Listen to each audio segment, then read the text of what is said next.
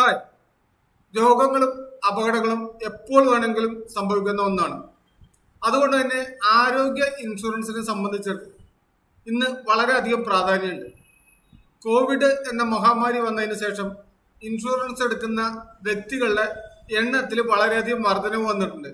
അതോടൊപ്പം തന്നെ ഈ രംഗത്തെ ശക്തമായിട്ടുള്ള കോമ്പറ്റീഷനും വളരെയധികം വർദ്ധിച്ചിട്ടുണ്ട്. ഇൻഷുറൻസിന് കോമ്പിനേഷൻ വരുന്ന ഭാഗങ്ങളിലെല്ലാം അത് മിസ്യൂസ് ചെയ്യുന്ന എണ്ണത്തിന്റെ അളവും വളരെയധികം കൂടിയിട്ടുണ്ട്. ഒരു യഥാർത്ഥ ഇൻഷുറൻസ് എങ്ങനെ സെലക്ട് ചെയ്യണം എന്നുള്ളത് പല വ്യക്തികളെ സംബന്ധിച്ചിടത്തോളം ഒരു വലിയ പ്രോബ്ലം ആയിട്ട് നിൽക്കുന്നുണ്ട്. ഇവിടെ നമ്മൾ ശ്രദ്ധിക്കേണ്ട 5 കാര്യങ്ങൾ. ഒന്നാമത്തെ കാര്യം എന്ന് പറയുന്നത്, നമ്മളൊരു പോളിസി എടുക്കുന്ന സമയത്ത് അതിൽ എന്തെല്ലാം ബെനിഫിറ്റുകളാണ് നമ്മൾക്ക് ലഭിക്കുക എന്നുള്ളത് കൃത്യമായിട്ട് നമ്മൾ അറിഞ്ഞിരിക്കുക എന്നുള്ളതാണ്. രണ്ടാമത്തെ കാര്യം എന്ന് പറയുന്നത്, നമ്മൾ ഒരു പോളിസി എടുക്കുന്ന സമയത്ത് എല്ലാ കാര്യങ്ങൾക്കും നമുക്ക് അതിലെ ക്ലെയിം കിട്ടുക എന്നുള്ളതല്ല, കിട്ടാത്ത കാര്യങ്ങൾ ധാരാളം ഉണ്ട്. അപ്പൊ അത്തരം കാര്യങ്ങളെ കുറിച്ച് നമ്മൾ വ്യക്തമായിട്ട് അറിഞ്ഞ് മനസ്സിലാക്കിക്കൊണ്ട് നമ്മൾ പോളിസി എടുക്കുമ്പോഴാണ് കൃത്യമായിട്ട് നമുക്ക് അത് ഉപയോഗത്തിൽ വരിക.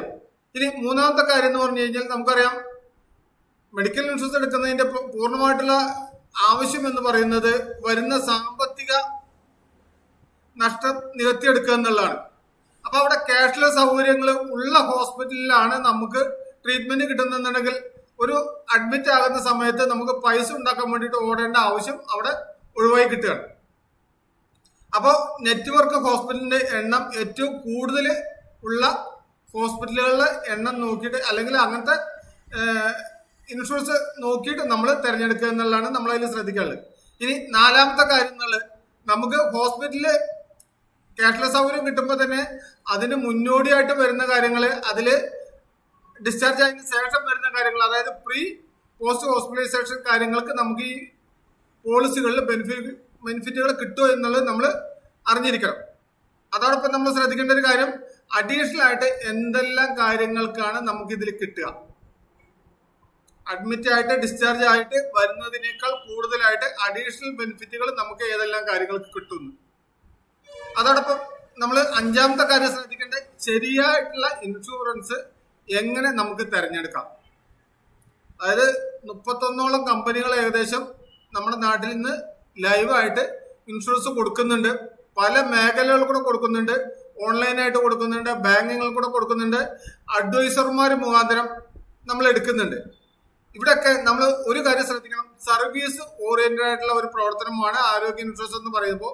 അപ്പോൾ സർവീസ് എന്ന് പറയുമ്പോൾ നമ്മൾ ഹോസ്പിറ്റലിൽ അഡ്മിറ്റ് ചെയ്യുന്ന സമയം മുതൽ ഡിസ്ചാർജ് ആയിട്ട് അതിന്റെ ഫൈനൽ ബില്ല് വന്ന് നമ്മൾ ഡിസ്ചാർജ് ആയി നമ്മുടെ വീട്ടിലേക്ക് എത്തുന്നതുവരേക്ക് വരുന്ന കാര്യങ്ങൾ 1 by 1 ആയിട്ട് നമുക്ക് സമയാസമയങ്ങളിൽ പറഞ്ഞു തരാൻ പറ്റുന്ന അഡ്വൈസർമാരിൽ കൂടെ പോളിസി എടുക്കുമ്പോഴാണ് നമുക്ക് ഏറ്റവും കൂടുതൽ അതിന്റെ ബെനിഫിറ്റുകൾ ഉപയോഗത്തിലാവാൻ കഴിയുന്നത്.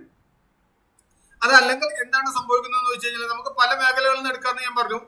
അതായത് ഒരു ക്ലെയിം വരുന്ന സമയത്ത് ഹോസ്പിറ്റലിൽ പോയി അവിടെ നമ്മൾ ക്യാഷ്ലെസ് സൗകര്യം ഉണ്ട്, നമ്മൾ അത് ഉപയോഗപ്പെടുത്തി. പക്ഷെ പോളിസി അവിടെ ഡിനൈ ചെയ്ത് കഴിഞ്ഞാൽ അത് റീഇംബേഴ്സ്മെന്റ് വാങ്ങാനുള്ള സൗകര്യങ്ങളുണ്ടോ, അല്ലെങ്കിൽ എങ്ങനെയാണ് അത് വാങ്ങിയെടുക്കേണ്ടത്, അതിന് എന്താണ് ചെയ്യേണ്ടത്, അതിനെ നമ്മളെ സപ്പോർട്ട് ചെയ്യുന്നതിന് ഏതെങ്കിലും രീതിയിലുള്ള സംവിധാനങ്ങൾ ഉണ്ടോ എന്നുള്ള കൃത്യമായിട്ട് മനസ്സിലാക്കാം. അതോടൊപ്പം തന്നെ ഇനി അങ്ങനെ ക്യാഷ്ലെസ് സൗകര്യം ഇല്ലാത്ത ഒരു ഹോസ്പിറ്റലാണ് നമ്മൾ അഡ്മിറ്റ് ചെയ്യണമെങ്കിൽ അത് റീഇംബേഴ്സ്മെന്റ് വാങ്ങാൻ എന്തൊക്കെ ചെയ്യണം.